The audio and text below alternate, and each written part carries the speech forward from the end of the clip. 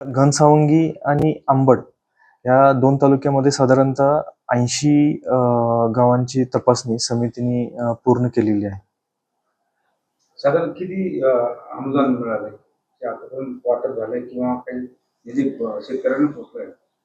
8 GR मध्ये 12,26,000 लाभार्थी होते आणि प्राप्त जो निधी होता तो 1100 कोटी होता.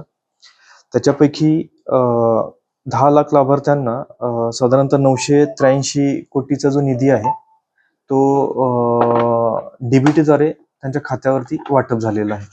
आणि सध्या 5 सप्टेंबर 2024 आणि 10 डिसेंबर 2024 ह्या 2 GR मध्ये 448 कोटीचा निधी प्राप्त झालेला होता. तर त्याच्या याद्या अपलोड करून तो निधी वाटप करण्याची कारवाई चालू आहे. सर, अंतिम अहवाल कधीपर्यंत येईल साधारणतः?